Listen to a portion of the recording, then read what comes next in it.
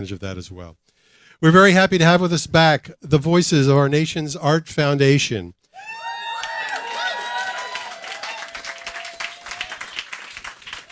As well as one of the creative forces and founding members of VONA, D.M. Jones is the director of the MFA program in creative writing at St. Mary's College of California and the director of Bay Literary Coalition and Hurston Writers Week West. Mr. Jones was formerly National Director of Writers Corps, as well as Associate Director of Associated Writing Programs, and is the author of 2 books, Sufi Warrior and Number 1 Bimini Road. Please give him a nice warm welcome, Mr. D.M. Jones.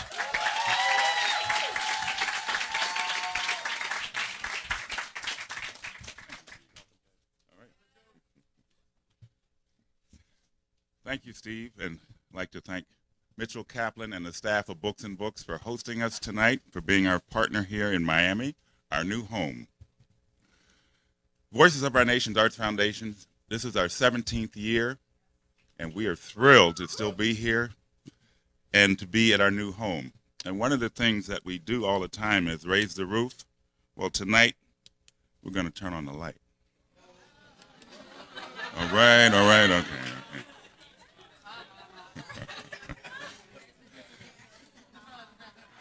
All right. But as some of you know, how many writers are here who attended VONA this week? All right. Yes. How many here attended last week? All right. And are there any VONA alum who didn't attend the last 2 weeks but have been here before in our 17 years?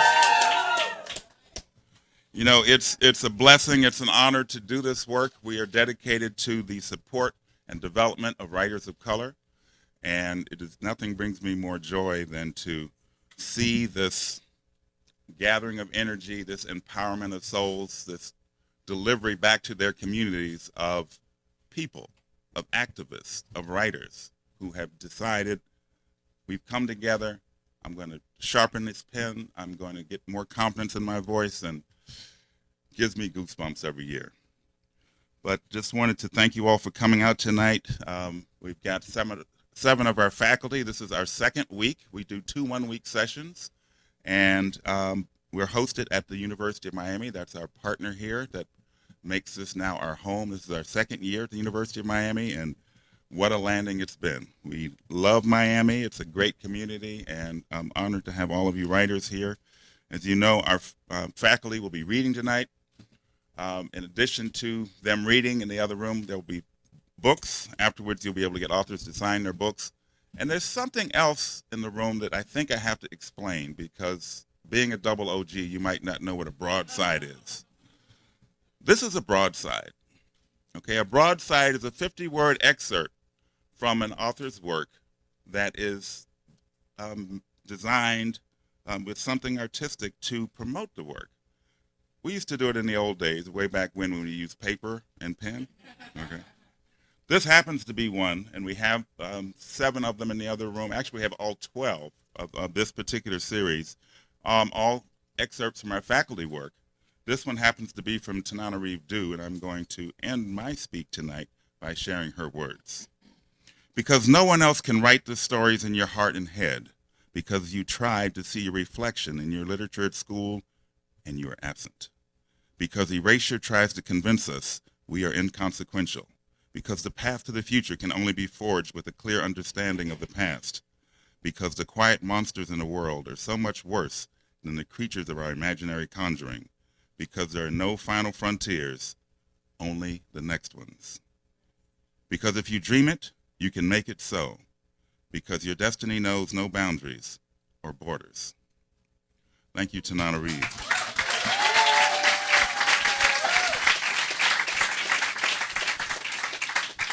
So without further ado, I'm going to introduce Chantel Acevedo, who is a professor at the University of Miami, but before she was a professor, she was a writer.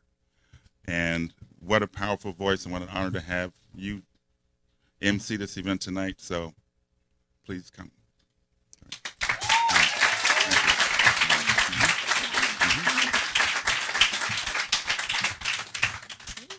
I've got Tanana Reeve's thing right here. It's so good. It's going to inspire everybody. It's just going to sit here. So, bienvenidos, VONA. Welcome. We are going to have such a great night. Before we kick off with introductions of our readers, I want to thank some of the folks who made the last 2 weeks possible. First, of course, we have to thank our VONA founders, Victor Diaz, DM Jones, Juno Diaz, and Almaz Abinader. 2 of them are here, so let's give them a big hand. Further thanks, many of you have heard the saying, a room without books is like a body without a soul. We might rephrase that to say a Miami without books and books is a city without a soul. We are grateful to Mitchell Kaplan and Christina Nosti for letting us use this beautiful space tonight. Thank you, Mitchell.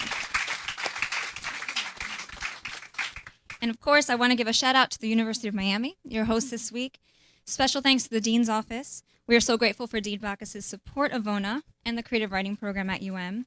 Pam Hammonds, the chair of the English department, has also been one of VONA's greatest cheerleaders on campus, so thank you to Pam. And thanks to Angie Callesis, the department's office manager, who has spent countless hours working to ensure the success of the last 2 weeks. Without Angie, none of us would be here to celebrate, so she is a miracle worker, so thank you to all of those folks. And in thanking these University of Miami folks, I would be remiss in not giving the biggest shout out of all to our very own Maria Evelina Galang. Her long... I don't know if she appreciates the Maria, but I gotta put it in there. Now everybody knows. Her long relationship with VONA and her inspired leadership of the creative writing program at UM fused to become this really awesome experience you're all having. Thanks in part to Evelina, the creative writing program at UM is one of, if not the most, diverse writing programs in the country. Tagalog, Espanol, Punjabi, French, German, our polyglot and multiracial faculty and students are woke and know what's up. And the connection with the work you do with VONA and what we are doing in the MFA program and with UM's undergraduate creative writers could not be stronger. So go VONA and go Canes. Now for our first reader of the night. In 2014, 43 college students were forcibly disappeared in Iguala, Mexico. The families of those students, the people of Mexico, and the international community still do not have any answers regarding where they might be, though mass graves in Iguala are being uncovered all the time. Our first reader, Reina Grande, calls Iguala her hometown. And though she hasn't lived there since she was a child, she returns often. Looking at pictures on Reina's website, I was most moved by a photo of Reina standing behind dozens of giant red boxes, bigger than she is, Christmas gifts for the children of Iguala, a toy drive she arranges each year in her hometown. I could read you a long list of Reina's literary achievements, and it is so long. About her books for adults and children, her American Book Award, her Premio Aslan Award, etc., etc. But you can go online and see all that for yourselves. I will, however, say this.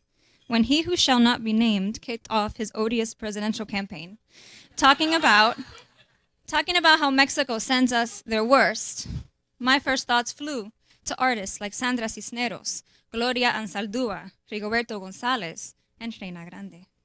Their worst? No, baby. We are so lucky that our neighbors to the south send us their best, their brightest, and their biggest hearts. Señoras y señores, es mi gran honor de presentarles a Reina Grande.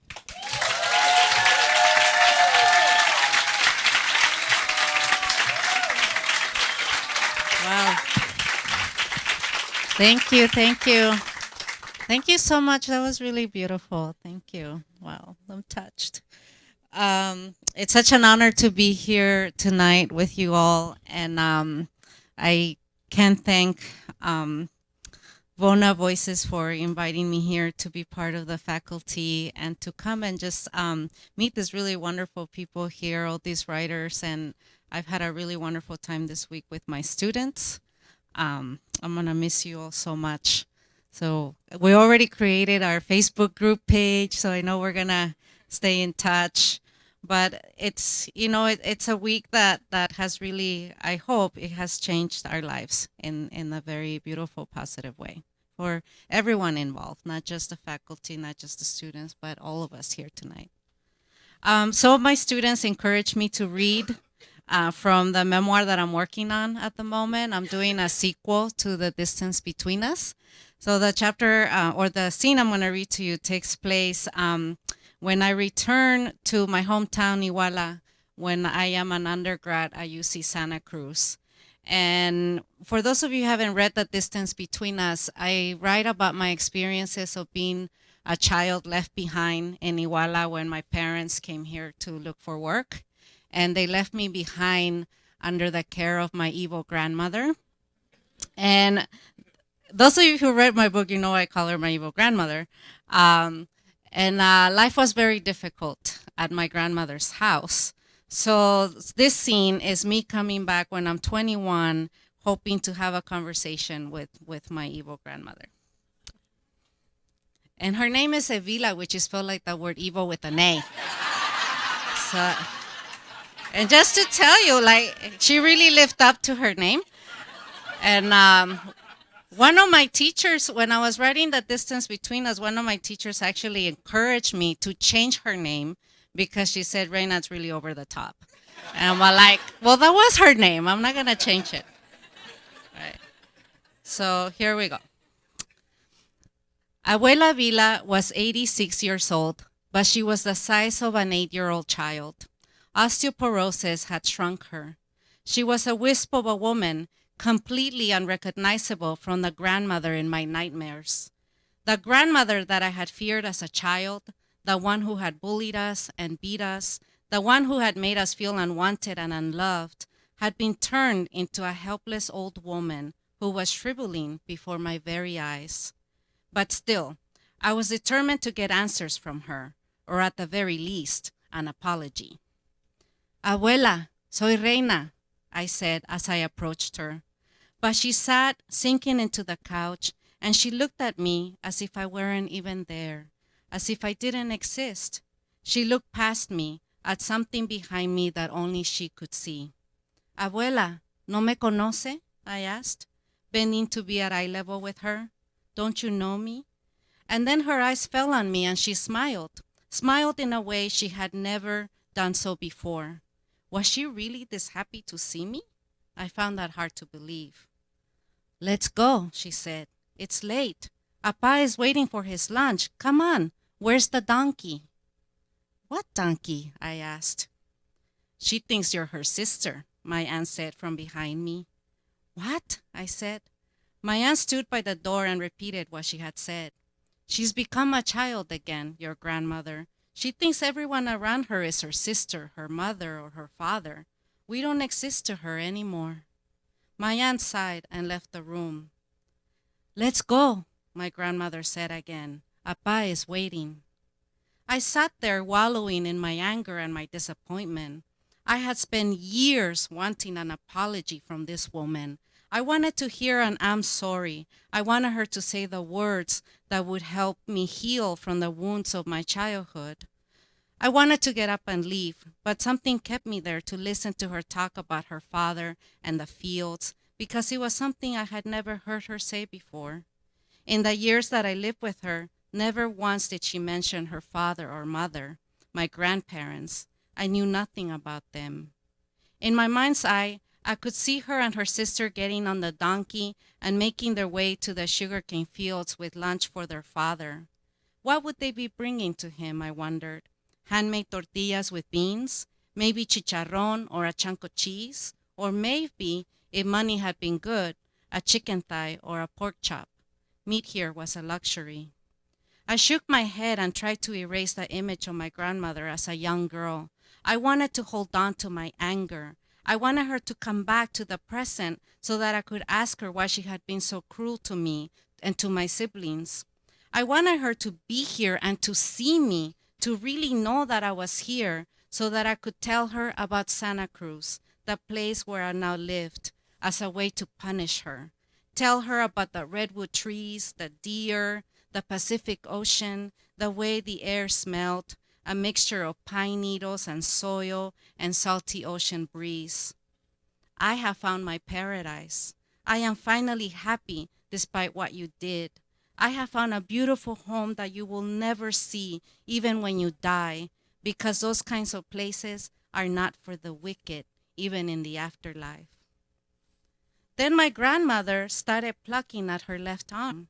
Slowly, the fingers of her right hand would come down and pinch the wrinkled skin of her left arm as if she were removing a piece of lint, again and again.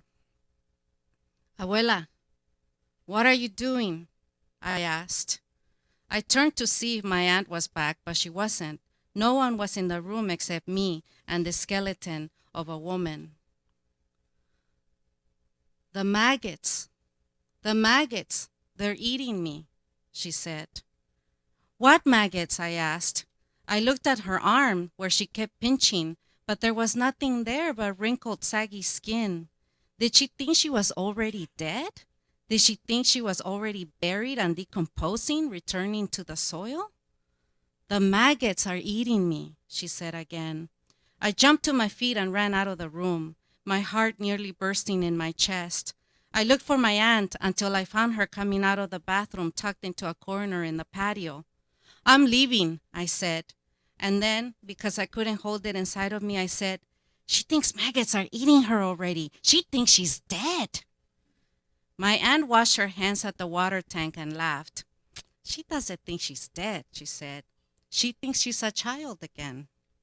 At seeing my perplexed look, she told me the story of my grandmother, a story I had not known before, the story of a little girl who was born during the Mexican Revolution, who struggled to survive even though everyone around her was dying.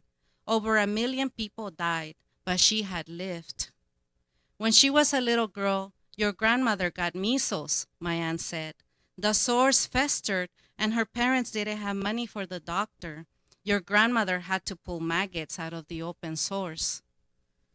At that moment, all the anger I had carried inside me became replaced with something else.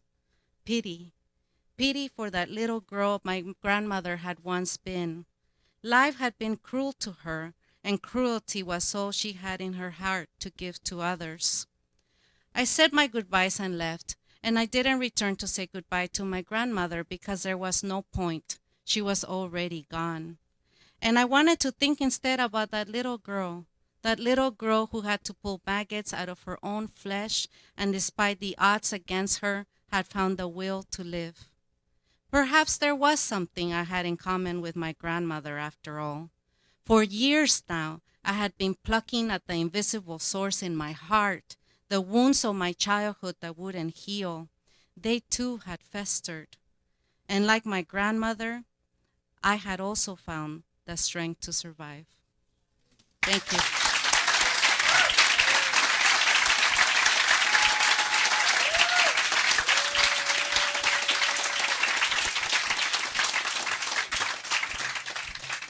Wow. Wow. Thank you, Reina. All right, ready? My favorite fact I learned about our next reader is that she met her husband, with whom she collaborates creatively, at a speculative fiction conference. Come on. Talk about the perfect meet cute. But truly, Tanana Reeve's bio is so impressive to read. It inspired me. I am not kidding. I read about her American Book Award, her NAACP Image Award, her novels, her history books, her degrees, and I immediately sat down and wrote for an hour.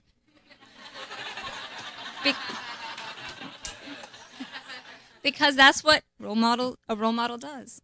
She inspires you to put your butt in your chair and create. Tanana Reeve learned how to be a role model from a pro. Her mother, Patricia, was part of the first jail-in 1960 in Tallahassee. Her mother spent 49 days in jail after ordering food at a segregated lunch counter. She refused to pay the fine and spent that time in jail and helped launch and sustain the student sit-in movement. Tanana Reeve co-wrote a civil rights memoir with her mom called Freedom in the Family, which you should all read if you haven't yet. As a black writer of speculative fiction, Tanana Reeve's work sits alongside Octavia Butler's, Walter Mosley's, Nalo Hopkinson's, work that represents to readers a future with people of color not only in it, but agents of its shape and form. Thus, Tanana Reeve's work both looks back at history and telescopes into the future. Talk about breadth and depth. Folks, I give you Tanana Reeve do.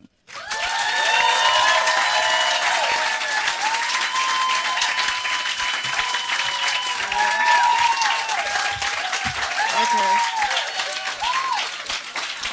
All right, thank you so much. That was beautiful. Thank you. And thank you. I was already crying from Reina, so and then I hear my mother's name and I'm crying again.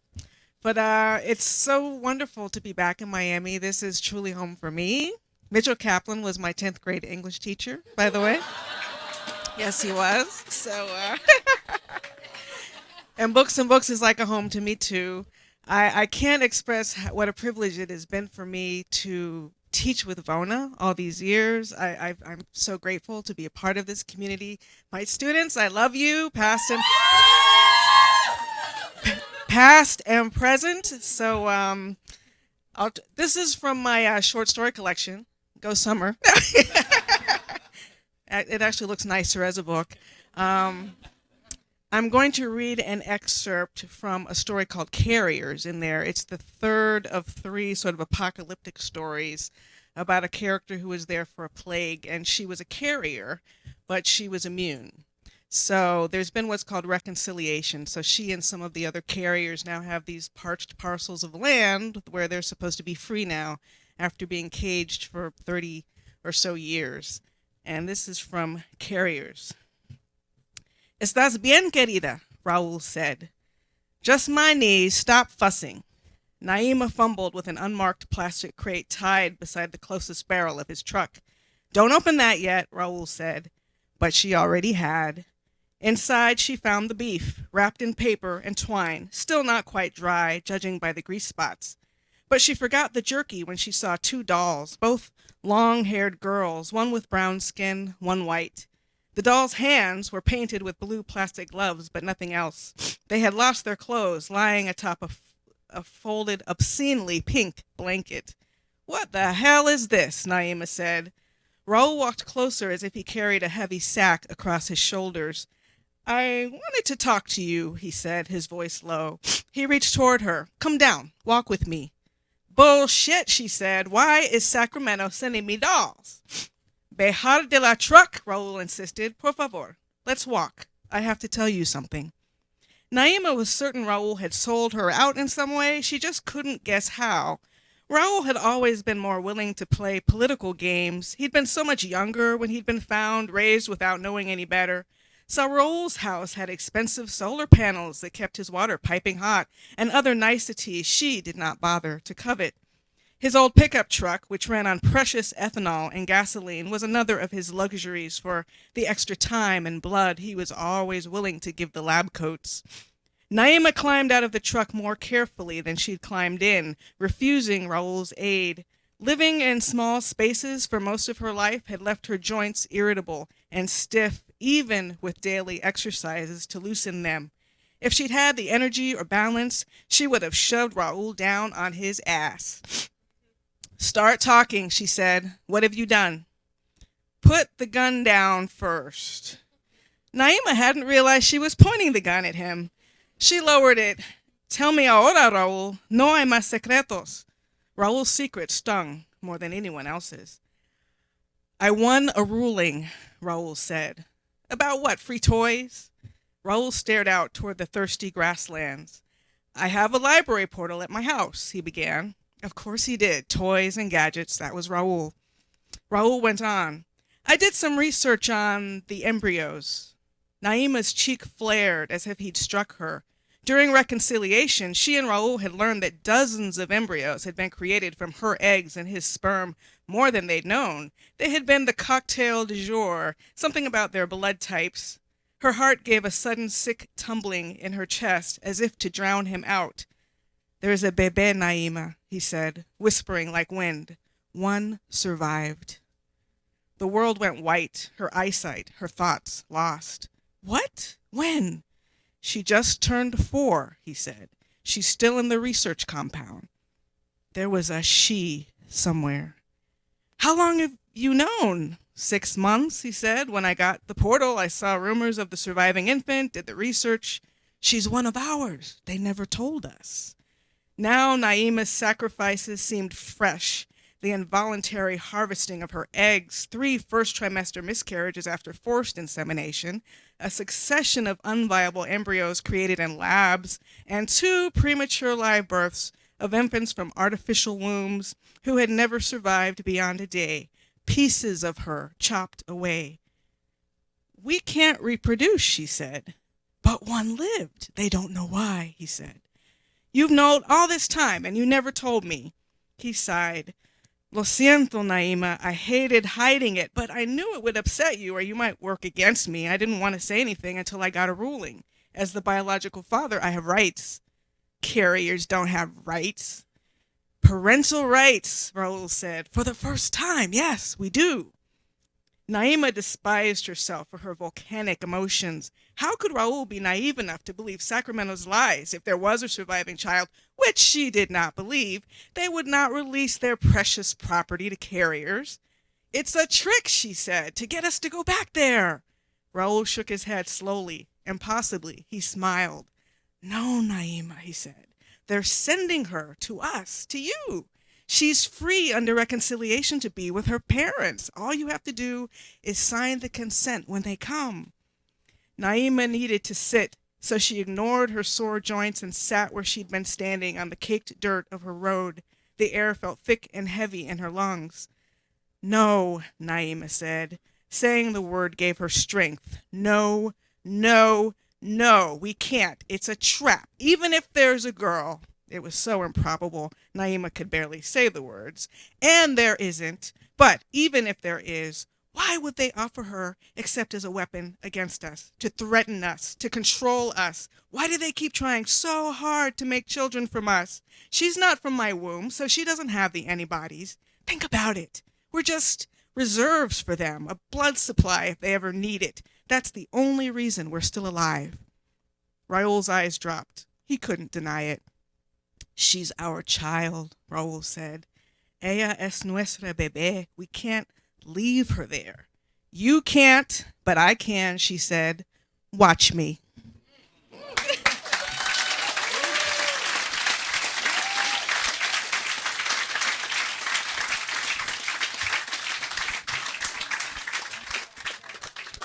So good.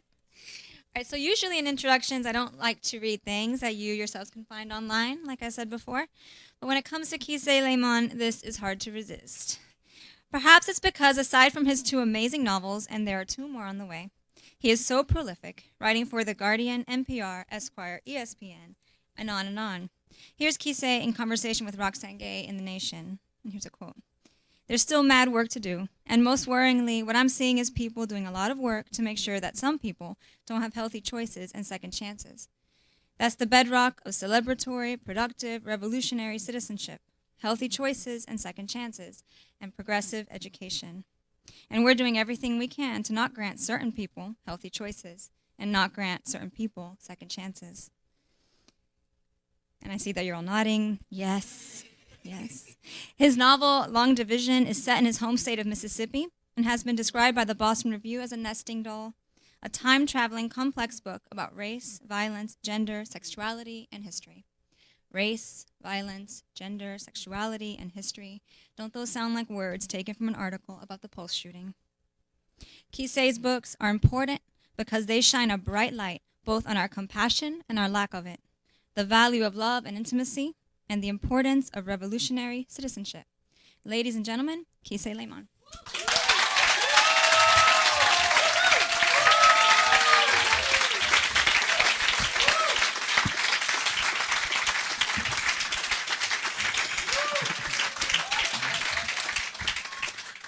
Before I start, I just want to thank the VONA founders present for the imagination, will, and organization to change all of our lives.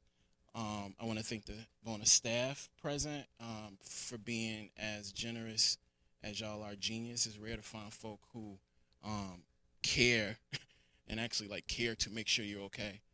So thank you for that. And I want to thank my students this week for doing a number of things, but I think what they did primarily for me is they showed me the importance of accepting our communal, collective, and personal abundance that we all have, and they also showed me the importance of accepting love to be healthy people and healthy artists. They loved each other hardcore, but they also accepted the love that was given to them, and that's rare. So I just want to thank them for that.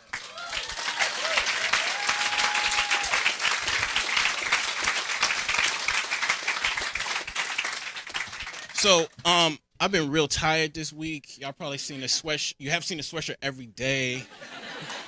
Seen these shorts every day. I had to turn in the draft of my memoir, which is coming out in 2017. So I just been writing and teaching, and I thought I should be brave and read from the memoir Heavy, but I ain't brave enough to do that yet.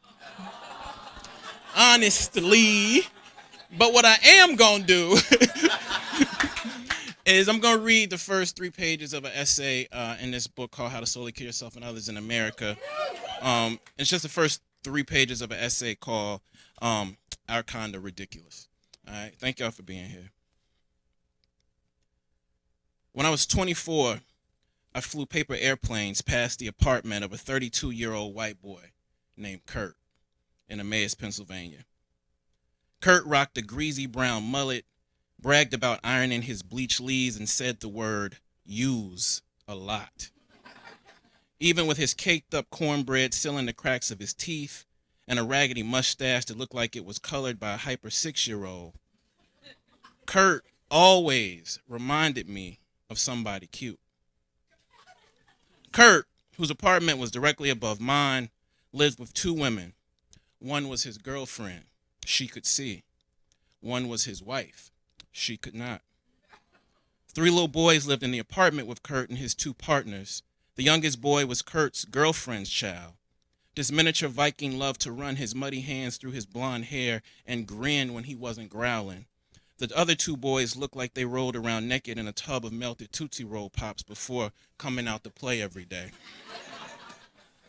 I was in Pennsylvania working on my graduate thesis while Nicole, my girlfriend at the time, interned at Rodale Press. Though I spent most of my life in Mississippi close to black folk who were 30 cents away from a quarter, that summer in Emmaus, Pennsylvania was the most intimate I'd ever been with white folk who barely had a pot to piss in.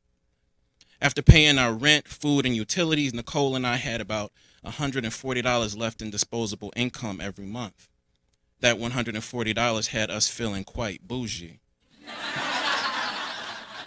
It was the first summer I hadn't worked as a phone book delivery man, a waiter at Ton of Fun, a healthcare assistant at Grace House, a knife salesman at Cutco, a bootleg porter at the Bowie House, a counselor at Upward Bound, or a summer school teacher at Indiana University. I was on fellowship, which meant for the first time in my life, my job was simply to collect a small check in exchange for not wasting reading and writing's time.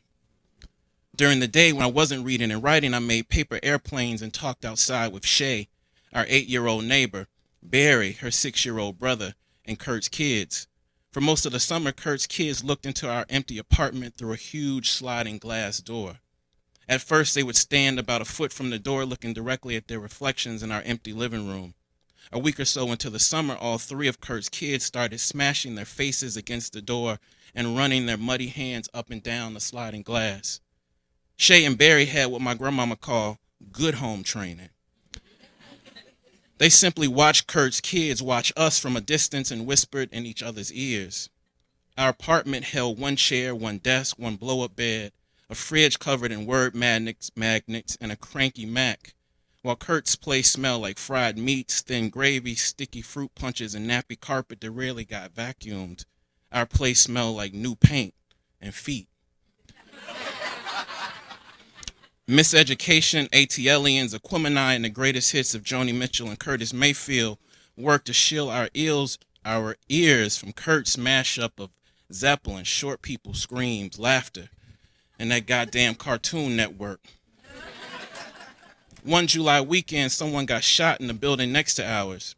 As soon as the police left, Kurt and I walked over to see what we could. As we walked, Kurt asked me how to pronounce my name. He'd heard his kids call me Keith, and Nicole called me Key. After I told him that Keith was fine, he asked me if he could borrow $10.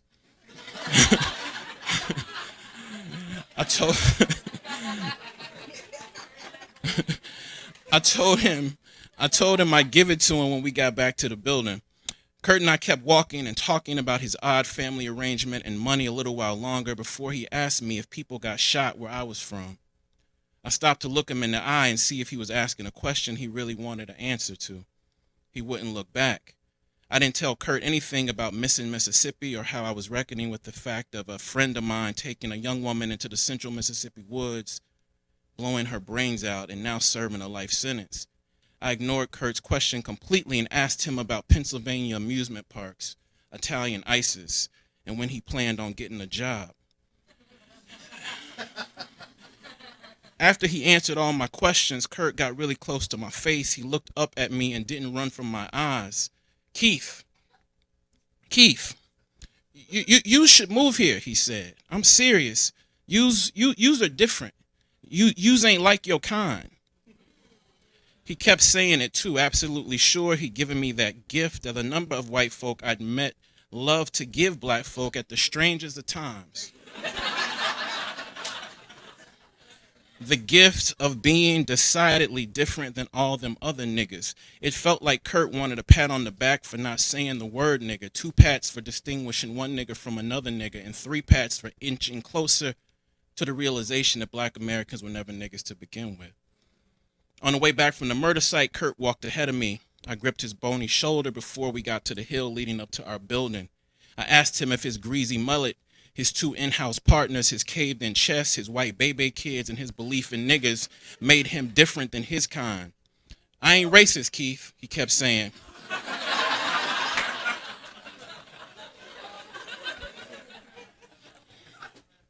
That's sweet, I told him. Kurt wiggled free of my grip and walked up the hill to our building. I caught up with him outside of our glass door. I told him that the problem was that the niggas he believed in knew so much more about his kind than even he did, and that the niggas he believed in were taught to never ever be surprised by the slick shit that came out of the mouths of white folk.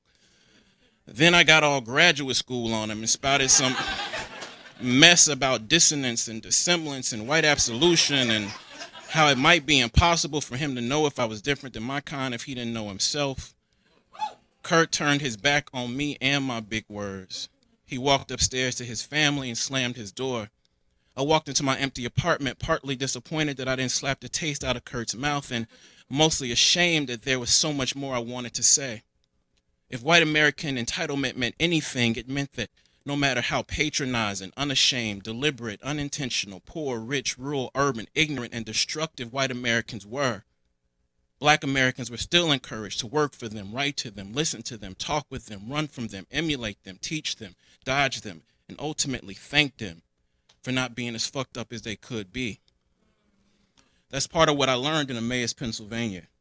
Kurt avoided me for the rest of the summer, but his kids still banged their muddy hands on our sliding glass door every morning. A few days before Kurt said I was different than my kind, his youngest child walked into our apartment and started playing with my word magnets.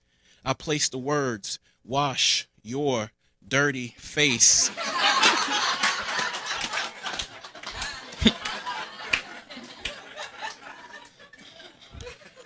and hands sometimes boy in a line and asked him to read that sentence. Almost done. Kurt's son looked at the words, moved them around, smiled, and clapped his muddy hands like he was touched, before proudly saying, nope, I can't even read, Keith. Nope, I can't even read. The little muddy joker said it the way you would expect a white child to say, gee, I found the treasure. Yep, I really found the treasure. I laughed in that child's face for a good minute and a half. Deep, terrible, evil, sad laughs. And he laughed back, thinking I was laughing with him. For worse, never better, nothing I saw or heard or smelled or touched or felt from Kurt and his family surprised me that summer.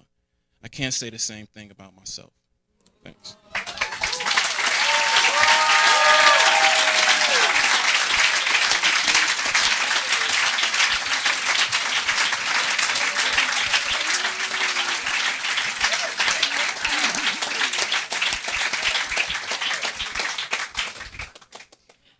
Man, they make it easy, don't they? I mean, they made it easy to write these. And these are just words. These aren't even enough to say what we're all feeling right now. Evelina Galan. Fearless leader, dear friend, what can I tell these people that they don't already know? Do they know you've been invited to the White House a bunch of times? That there you have spoken for and fought for the recognition of the comfort women, those Lolas who were victims of war and sacrifice, and though they were forced upon in the most cruel and vile ways, and are now elderly, are proud and hopeful still, and that they look at you as both a granddaughter and a hero? They must know. And I'm sure they know about your work, Ángel de la Luna and the Fifth Glorious Mystery, Her Wild American Self, One Tribe, not to mention your essays and editorial work. Do they know that there is a picture in your bathroom of you and Michael Jordan together? Because that's pretty awesome. They must know by now about all you've done to give life to creative writing at UM and to the writing community here in Miami. They probably don't know how many times I've said to someone at AWP at the book fair in New York City on book tour in Raleigh that I work in the MFA program at University of Miami, and they respond with reverence in their voices, "You work with Evelina Galan?" And I say yes. And I say, I have seen her picture with Michael Jordan, and it is amazing. Maybe they don't know that. Do they know about the gatherings at your house? The twinkle lights outside strung on the branches of your mango tree, and how young writers and old writers gather there several times a year to talk about writing, to be in community, to be in that space that is healing because you have made it so? Maybe not. They do now. But everyone here at VONA now knows you, and they know you are part of the magic that makes the Magic City such a great place to be. Mahal kita, Evelina. Ladies and gentlemen, Evelina Galan.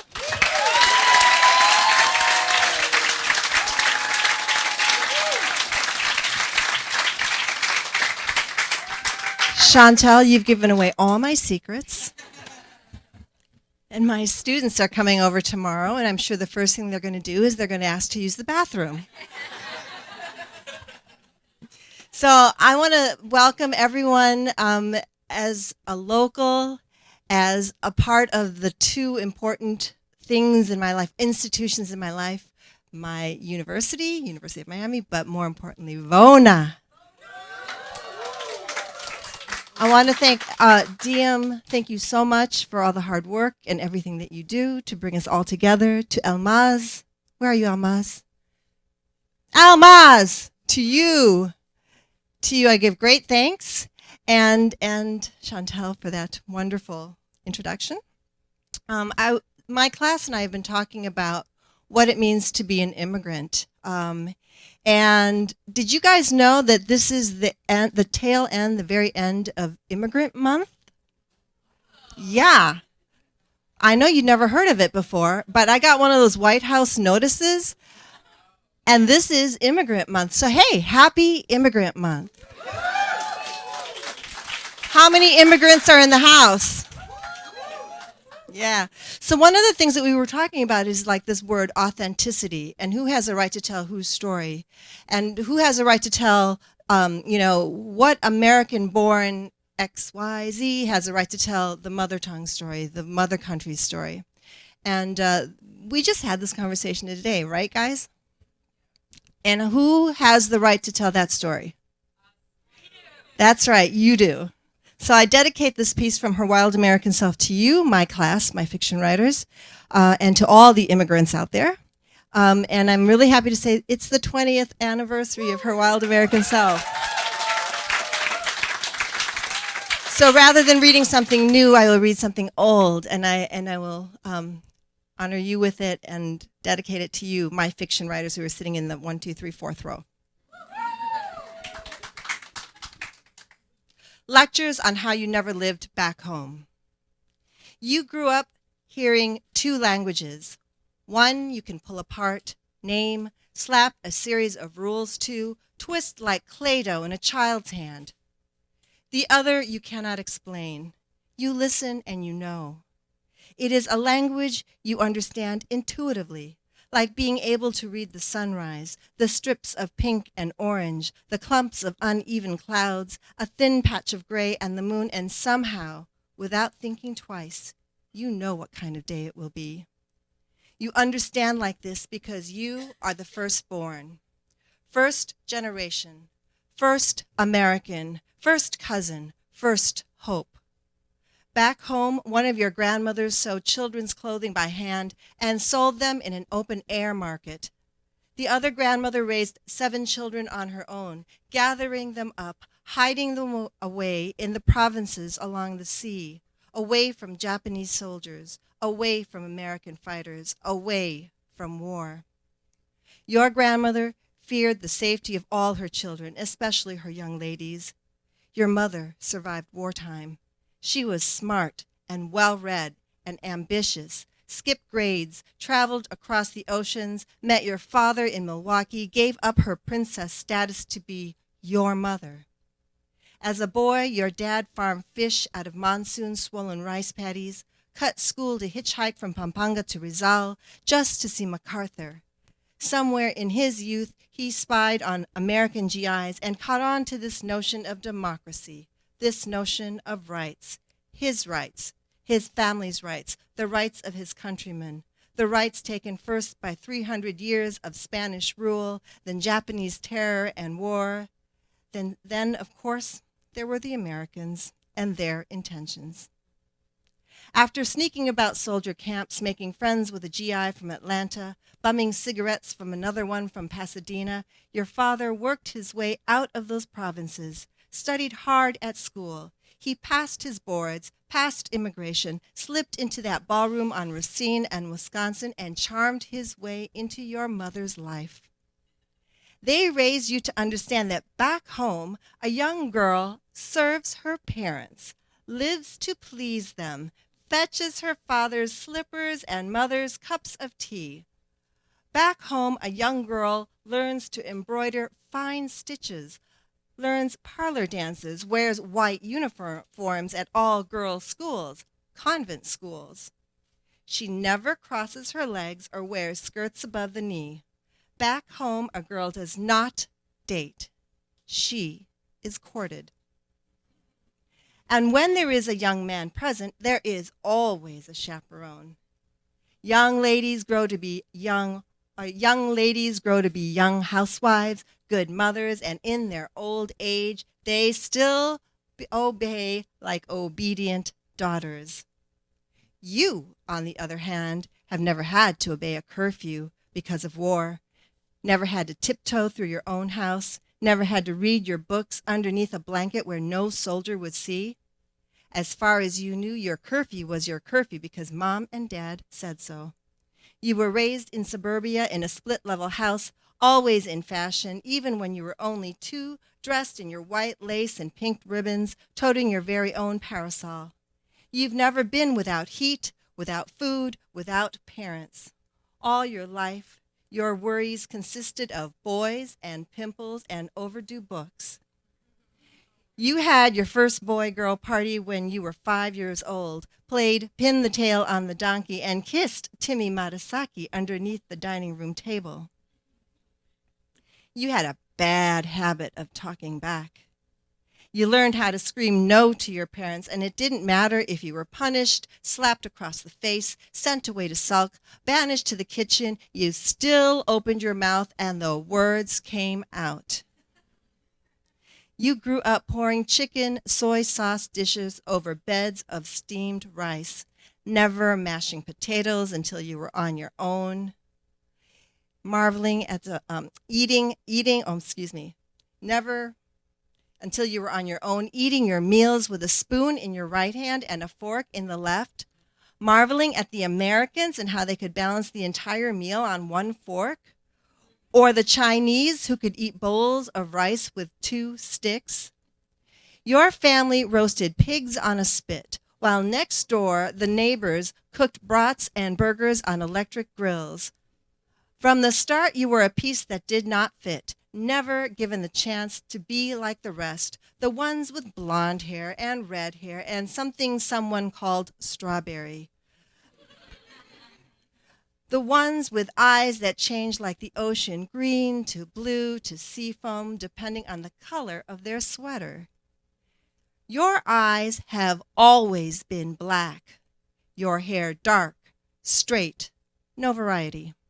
To the kids at school, you were no different than the other Oriental girl, the one who spoke English with a chopped-up accent. To your aunts and uncles, you were turning into a bratty Americana, loose like those blonde children, mouthy like the kids who ran the streets wild. They worried you might grow up to be too indelicate for marriage. Now you are well over 25 and still single. I actually waited till I was like in my 50s. The old aunts raise one eyebrow and say, see? But you know it's because you refuse to settle for less than best. Hear that, Chauncey May? Anyone can get married, you say. You not only tell men off, you ask them out. Recently, you considered having a child without a father. This attitude bangs up against your mother's heart like two bumpers of a car when she's parallel parking and the car doesn't fit. Sometimes she just looks at you and sighs. Your home is in Bucktown, Wicker Park, Ravenswood, Illinois, and because you won't admit the fact that what your parents call back home has made a place in your house, because you are not white and still you are not one of them, the foreigners, you continue to displease everyone. Your father's headache is mostly just you. He's been known to throw his hands up, call you stubborn, say bahala na, it's up to you, your choice, your responsibility. Still, in the privacy of your kitchen, you admit you cannot live without your family, your history, this ideal called your people. You cannot divorce yourself from yourself. You know you are the hyphen in American born. Your identity scrawls the length and breadth of the page, American born girl, American born Filipina, because you have always had one foot planted in the Midwest, one foot floating on the islands, and your arms have stretched across the generations, barely kissing your father's province, your children's future, the dreams your mother has for you, because you were meant for the better life, whatever that is. You've been told you mustn't forget where you come from, what others have done for you, because all your life you've simply been told, just told, because a council of ancestors, including a few who are not yet dead, who are not even related to you, haunt you. You stand in the center of the room. You try, you struggle, and somehow, when others look on, you find yourself acting out your role. Smart American girl, beautiful Filipina, dutiful daughter. Thank you.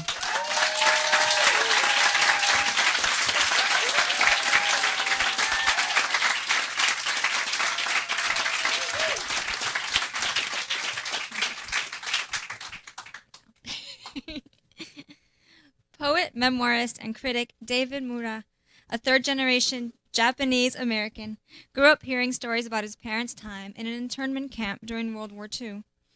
But he grew up in a white, predominantly Jewish neighborhood, and it wasn't until he set foot in a Japanese airport, looked around and saw that for the first time he resembled everyone around him, that sense of who he was and where his ancestors came from made sense to David.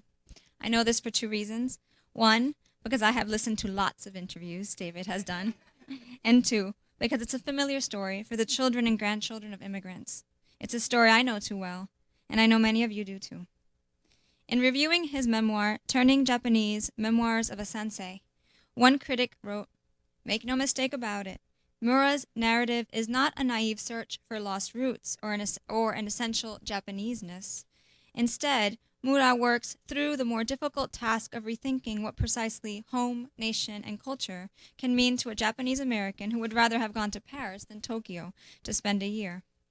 We see this influence in his poem, Frightening Things, which imagines Basho staring at his dried-up umbilical cord in a jar and pondering, and not quite pondering, his own fame, and more importantly, his family history. It is such a beautiful poem. I'm a big Basho fan. And such a gift to discover it, that I think I'd like to share a portion because it speaks to all of us about our families and the weight their histories place on us. He stood in the blazing rain in his family graveyard, and as a crow squawked overhead, the stones proclaimed him the last of his line. He kept feeling inside his straw raincoat for a missing limb, or the hole where the wind and rain flew in. I'll get drunk tonight, he thought, and his eyelashes glistened as he trudged back to his hermit's hut to gaze again at the jar. It is my pleasure to introduce David Mura.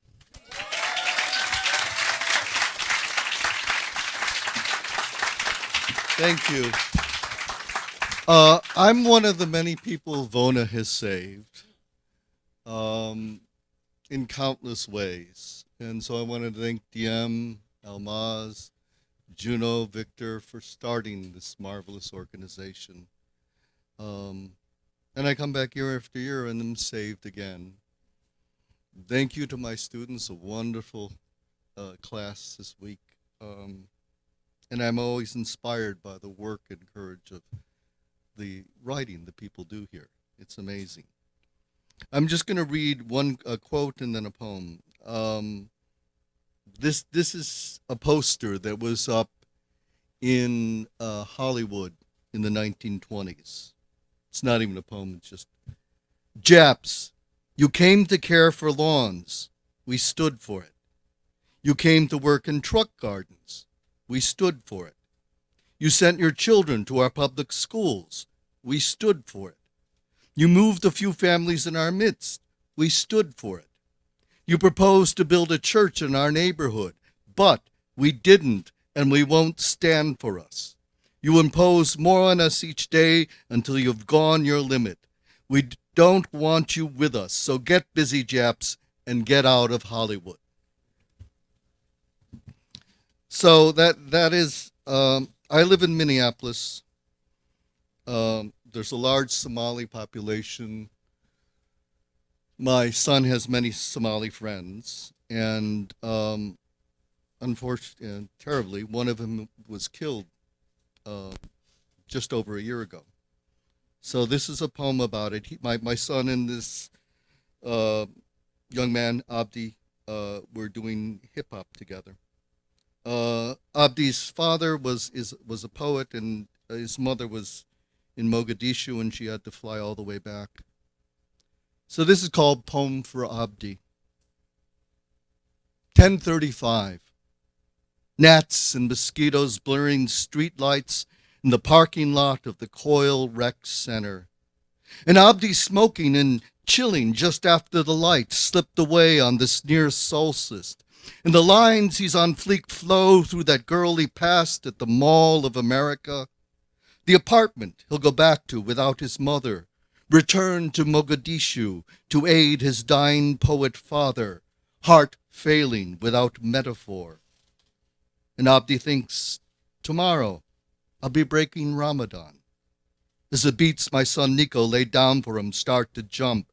My brain ain't neurological, beyond ecological. I've torched the devil's follicles, stroking his blood-red tail, thinking where he failed, and where a bullet sails, looking late for Ismail.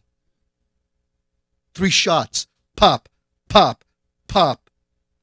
Here's only the first behind him in his head, his lines, that girl, Ismail, his mother, and the fast off Ramadan, all explode from his skull into the June night as he topples. And suddenly there's 2 black brothers over him, smashing at his chest, and he's not even thinking, I can't breathe, I can't breathe. And the streetlight above burns fluorescence into his retina, gnats, mosquitoes, a strange yellow glow just before the red, the red. The red, the red. And he'll never witness his brother, his sister, Jamila, his friends, Beidan and Khadijah, and my son, Nico, hunkered in the waiting room as the surgeons huddle 2 hours to undo what can't be undone. And 3 days later, Nico stands with Abdi's friends and family. The mother just returned from Somalia, his father still dying, unable to fly. And there is no coffin to cover his sleeping face. As he's lowered 2 graves from Beidan's brother, and my son grips his shaking girlfriend, And as he looks at Abdi's mother, the only Somali mother who ever accepted him, even loved him, he thinks of the track Abdi and he jammed on, the album they'd planned, and how just hours earlier at work, when he told his boss of his friend's death, his boss shot back, "That's what you get for hanging around with those people." And how do they get to be my son's people? And how am I to comfort my son, weeping before me in my study, or chastise him for using my wife's credit card to help buy the mother's plane fare and a bus ticket for another friend to leave for Fargo so he doesn't become one more Abdi? And my son saying he looked at Abdi's mother's face falling into her son's grave, and he wanted to rip the clouds from the sky, rip his boss's hair from their follicles, cut the tracks of their album that will never be finished, and the kids in school shouting at Abdi, "Look at me, I'm the captain!" And "Hey, Mohammed suicide bomber!" And my son saying, "I can't believe he's dead. I can't take it in." And I'm holding him. His Abdi will never be held by his mother, his father, the poet, dying in Mogadishu.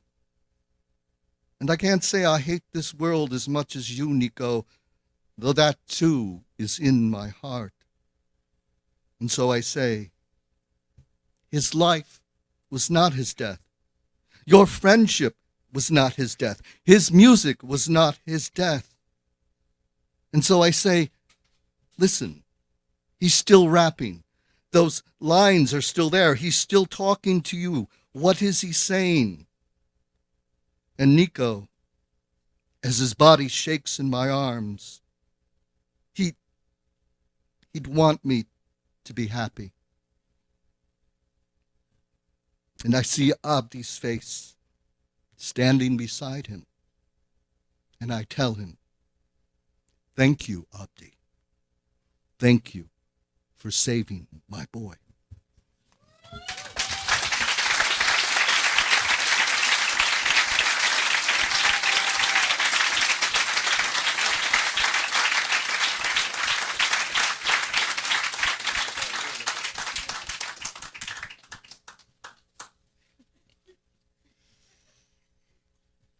Our next writer is also a composer.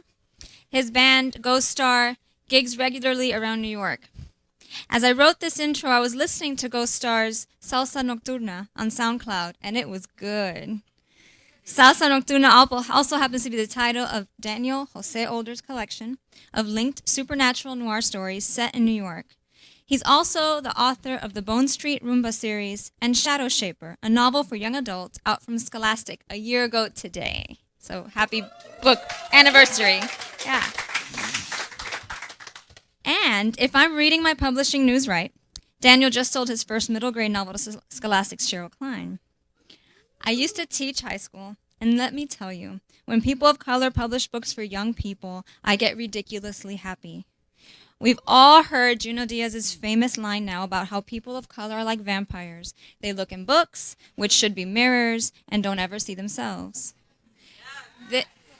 This is especially critical for our kids, to see themselves in the books they read. I want more Juana B. Joneses and more Enrique Potters and more Percy Jean-Louis. You get me? And Daniel's work for adults, for children, and the world of music are part of that important sea change. Thank you, Daniel. It is my honor to introduce you, Daniel Jose Older.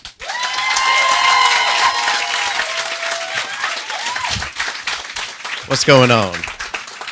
Oh, everybody's so beautiful. Just real quick, it's such a huge honor to be here. VONA is everything. I've taught at prisons and MFA programs and high schools and Ivy League schools, and VONA's the best place I've ever taught, hands down, easily, no question. VONA is home, and like home, there's no place like VONA, and that matters. It's brave, and because VONA is brave, we get to be brave too. And as someone who was a student at VONA, I can tell you that it's a large part of why I'm the writer I am, both on the page and in the world.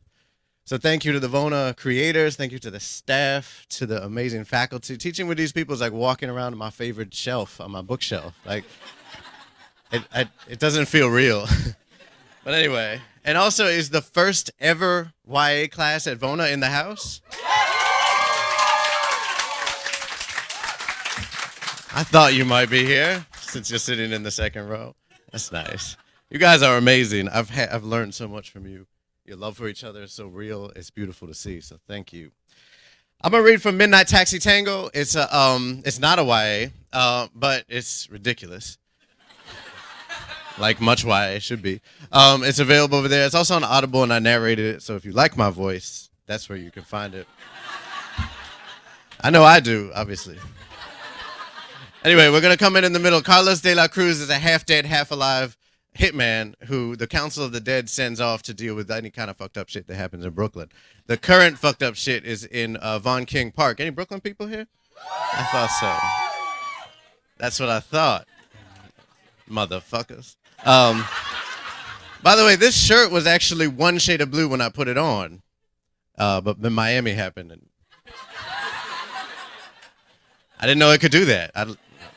It's like 2 shirts for the price of... Anyway.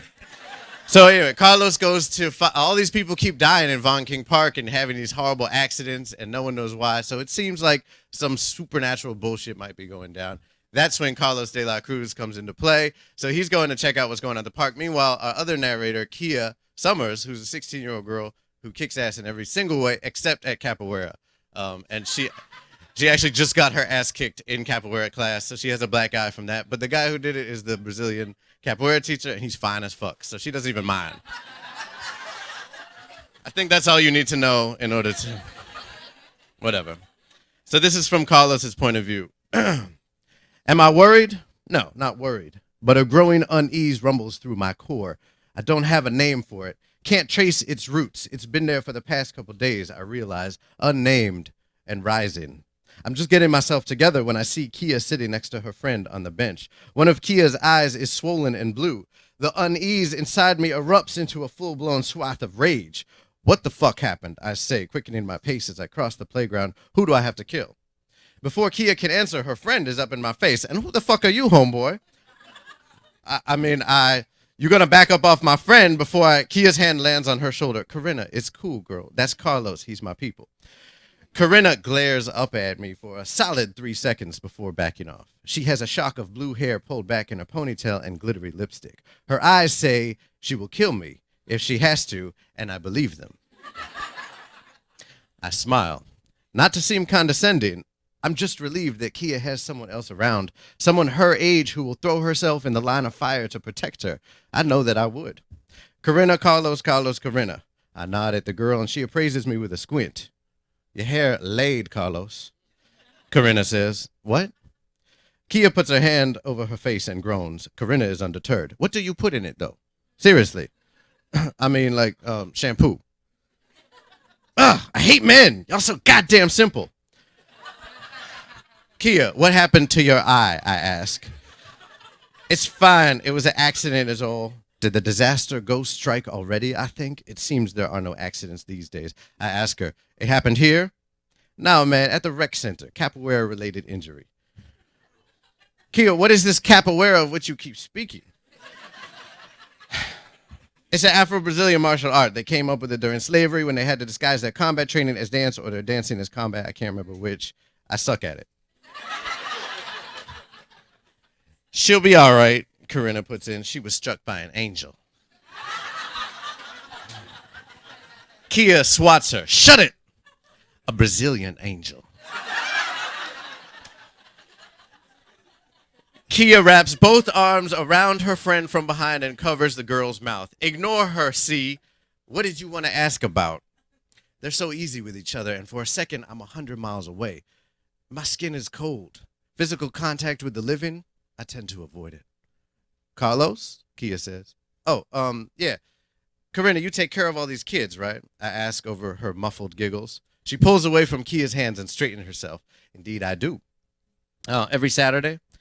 Well, unless the Ministry of Whiteness decides to give me a night off. I squint at her. The Ministry of what now? Never mind, Carlos, Kia says. Yes, she is here every Saturday. Did you see the old guy get hit by that wheelbarrow from the construction site last weekend? Corinna shakes her head and inserts a stick of gum in her mouth. She offers me a piece. I decline. Kia grabs one and starts chewing loudly. Corinna says, I heard about it, though. And the lady that ran into a city bus the next day, she lived, though. I heard. But yeah, whole lot of disaster up in these streets, man. You seen anything weird, like around the park? Besides white people jogging through Bed-Stuy after dark? Kia says.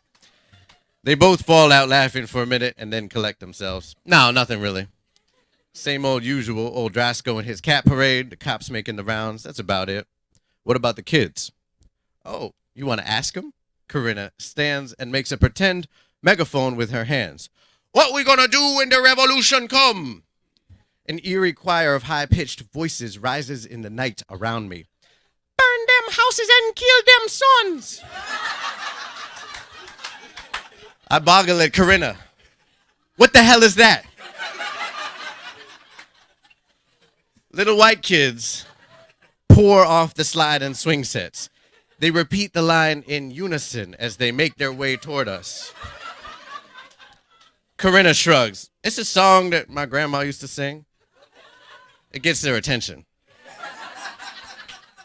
I don't think. What we gonna do when the city burn? Corinna yells. The kids bustle in around us. Light them motherfuckers in their turn. They chant. Corinna, do their parents know that you have them? Shit, I hope not. I would probably get fired. But I get nothing but tips and thank you, so I'm guessing nah. I swore them all to secrecy though, right, soldiers? Ashe! Comes the yelled response. Ashe though, Kia says. You are confusing these children, Corinna. Hell, I'm a Jamaican in cold-ass New York City. I grew up confused. Why shouldn't they? Anyway, what did you want to ask them, Carlos? Pale, expectant faces stare up at me. They all have big cheeks and wide eyes. Did anybody notice anything strange? I really don't know how to talk to kids. Not living kids, anyway. They just keep staring at me. Corinna furrows her brow and stamps one foot. Hey, soldiers, tell Mr. Carlos the truth. A pudgy hand goes up. Corinna points at the kid. Musafa. You gave them African names too? I asked. No, Corinna said, their parents did that. You know how some of them white parents be.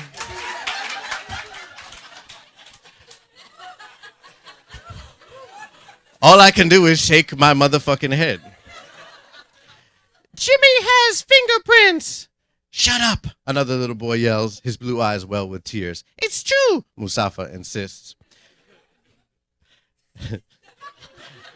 Jimmy, Corinna commands, come here, love. The little guy waddles through the pediatric throng, sniffling back a sob. Yes, be strong, little mister. Don't cry now. Let me see your hands.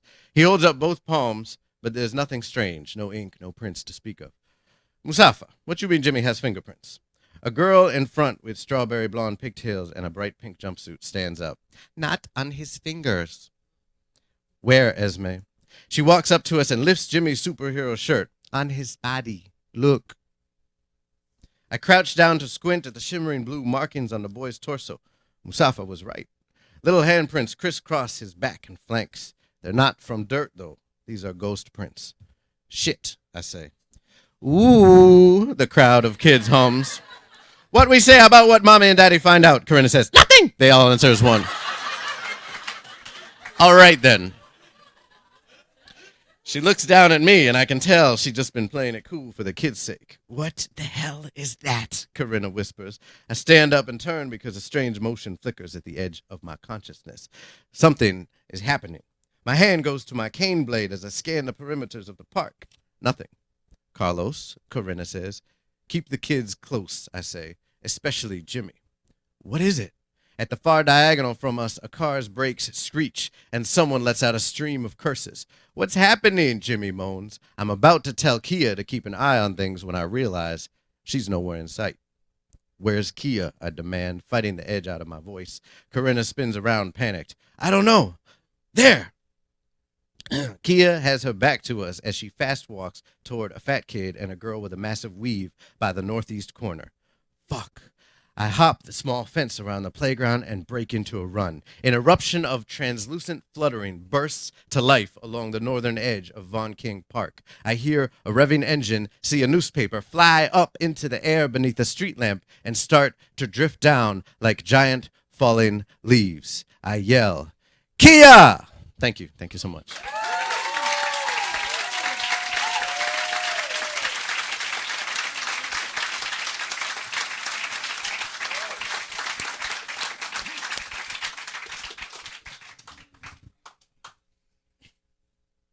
Bruce Lee, Eazy-E, the Sugar Hill Gang, basketball, Venice Beach.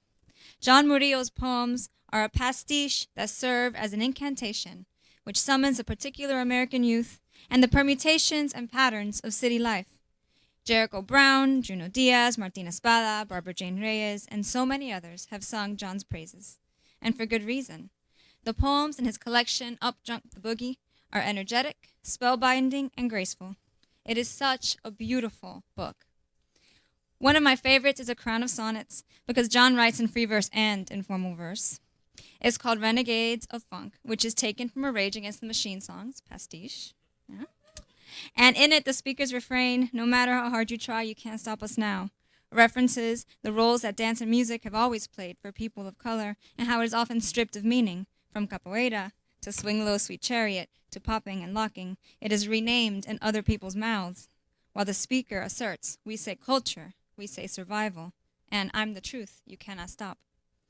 John holds an MFA from NYU, has published his work everywhere from Callaloo to Plowshares and beyond, and has held just about every fellowship available to humankind, and won every award you can dream of, and you are all in for such a treat. VONA, please welcome John Murillo.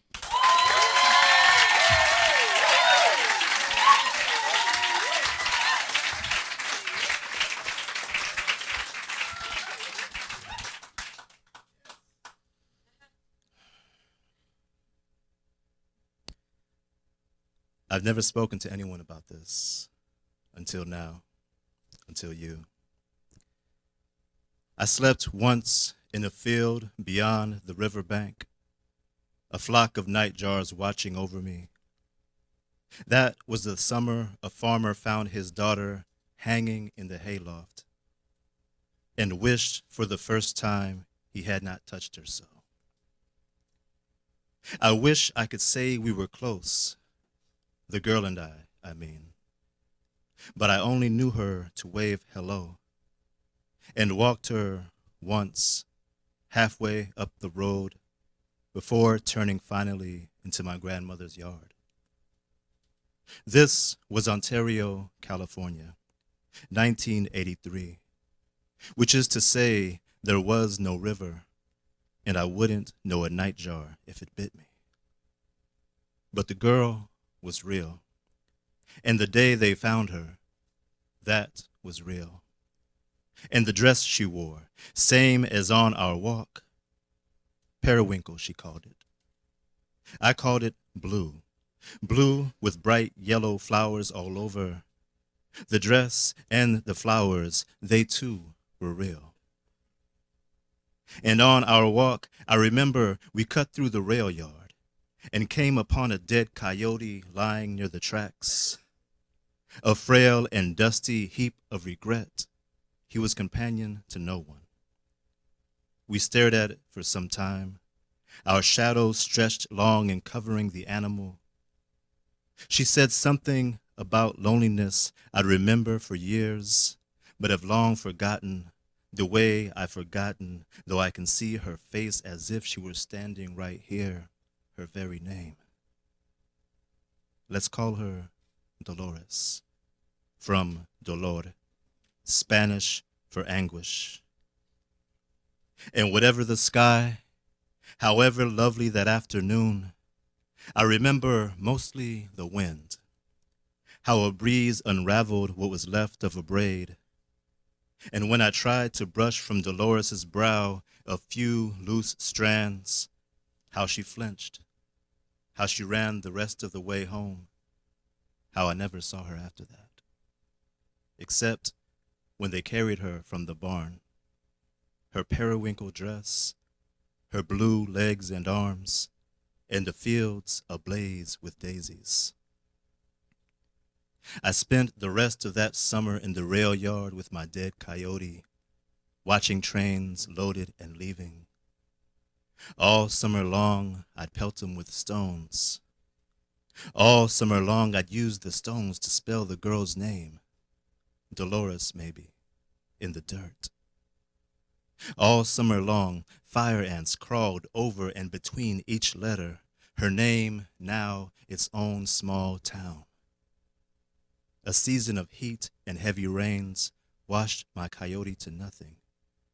Only teeth and a few stubborn bones that refused finally to go down. Weeks into autumn, someone found the father hanged from the same groaning tie beams, the hayloft black with bottle flies. But that was 1983. Ontario, California, which is to say, the bottleflies are dead, so too the ants, and neither field nor barn is where I left it. I've never spoken to anyone about this, until now, until you. I gathered a handful of my coyote's bones, his teeth, and strung them all on fishing wire. A talisman to ward off anguish. A talisman I hold out to you now. Come closer. Please, take this from my hand.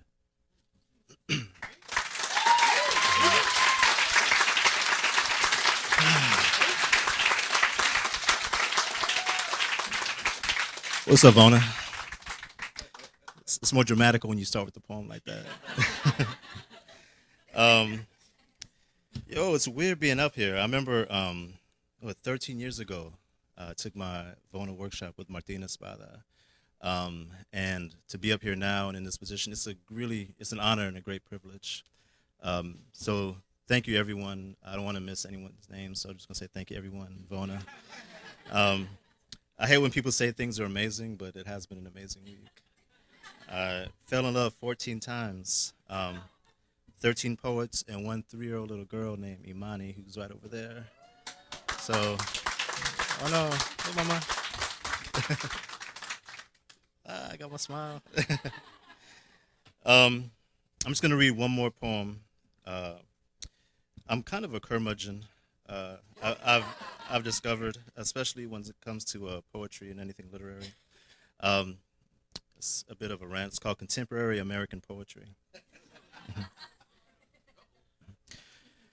Another Monday in your route with some poets, one of whom maybe you has just given a reading, and it's summer and it's Brooklyn, or it's the village and it's winter, and you've landed at some dusty dive bar, crowded around an 8-top to order wings, shots, and whatnot, when halfway down the table you hear one poet congratulate a second on some prize or another, while a third sulks, sips his gimlet, and pretends not to listen.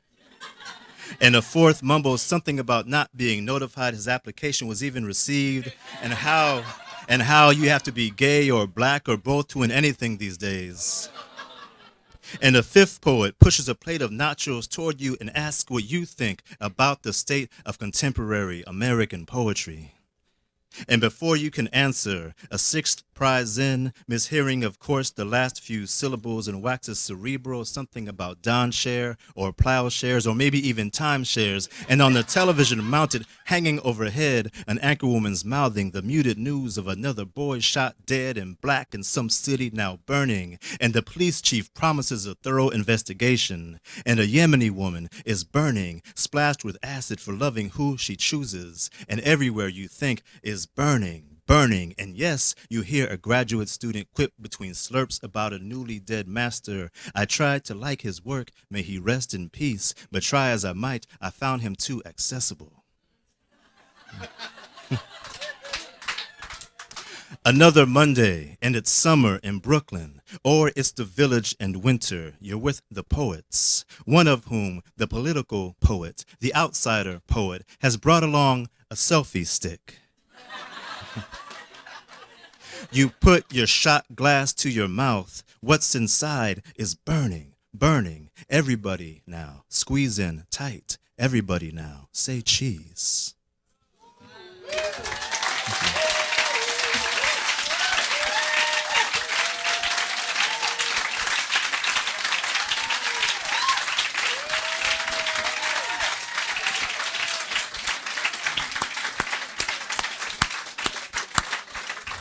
Let's give it up for David Mura.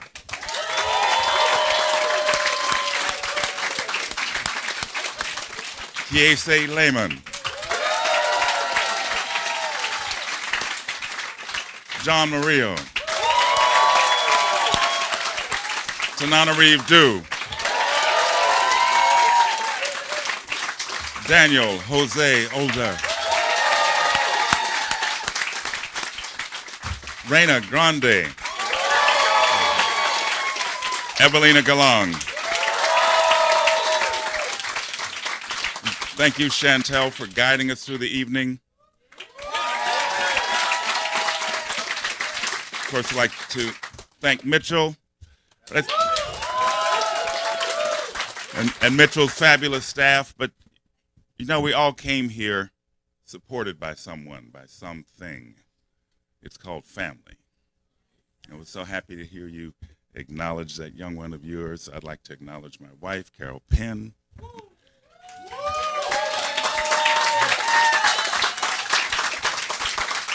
My two boys, Dima and Keita.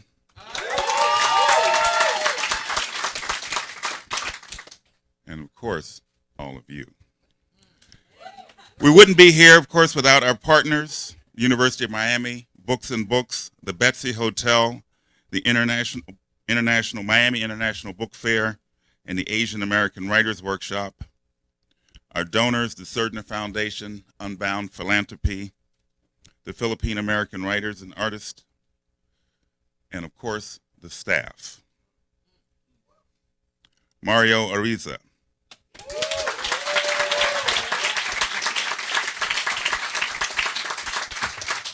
Keita Erskine.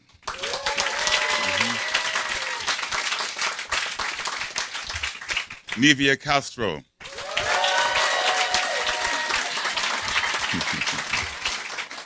Dana DeGreff.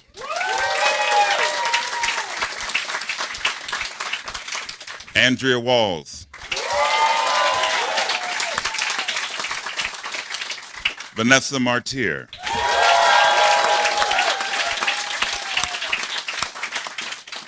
We all work together. We all are family.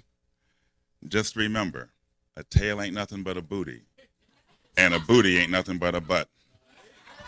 Everybody's got one, but before you go home, get a book or a broadside from the next room, and make sure you get a signature from one of these fabulous artists here. Thank you for coming tonight. Thanks, everybody. And of course, Mr. D.M. Jones.